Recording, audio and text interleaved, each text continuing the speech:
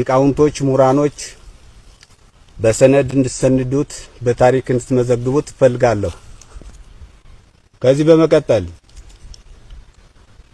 አማራ አሁንም መሳሪያን ወሉልልኝ፣ ትጥቅህን አጥብቅልኝ፣ ልጅህን እንደ አባታዊ ምክር አርበኝነቱን ሰንቆ እንዲረከብህ አዘጋጅልኝ።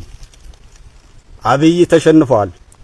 ግን በአማራ ፋኖ የወከልናቸው ልጆቻችን በሱዳን ገብተው ሲወጡ ሪፖርት የለኝም። በኤርትራ ገብተው ሲወጡ ሪፖርት የለኝም። በትግራይም እንዲሁም ወሰናችን ፈርሶ ማንነታችን አተን ካስወጣነው በኋላ አሁን ጥል ያለን አማራና ትግራይ የአማራ እናት ልጇን የገበረሽ በማይካድራ በጭና በመተከል በራያ የቀበረሽ የአማራ እናት የአማራ አባት ነው። የትግራይ እናት የትግራይ አባት ነው። መሪዎችን ሁላ ግፍ አስፈጽመው ልጆቻችን አስቀብረው የአማራን ልጅና የትግራይን ልጅ ሽጠው በእነሱ ደም እየነገዱ የቆዩ ስምምነት ሲባል በአግባብ ስምምነት በባህል ገብተን ከነሱ ሊቃውንት አባቶች ምዕመናን የባህል ባላባቶች ተመልምለው ከኛም እንዲሁ ስምምነት ሲባል በዚህ አይነት ነው። በባህላችን በኢትዮጵያ ባህል በእምነታችን ባህል ይሄ ነው።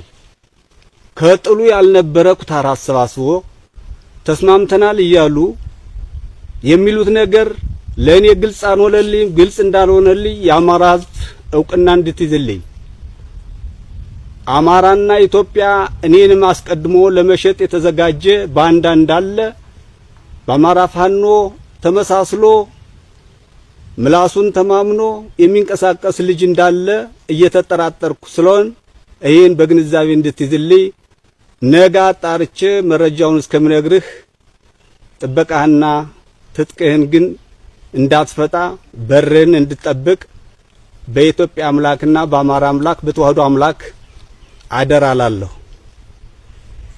እዚህ ስመለስ የአማራ ፋኖ ብሔራዊ ኃይል እንግዲህ ጥሩ ነው። ጠንካራ ልጆች፣ እውነተኛ ታጋይ ልጆች አላችሁ። እውነተኛ ፋኖ ታጋይ ህይወታችሁን ማሳሱላት ተራውክ ተጠማው ማትል ጀግና ታጋይ አለ። ታሽ ያለ ሰራዊት አመሰግናለሁ።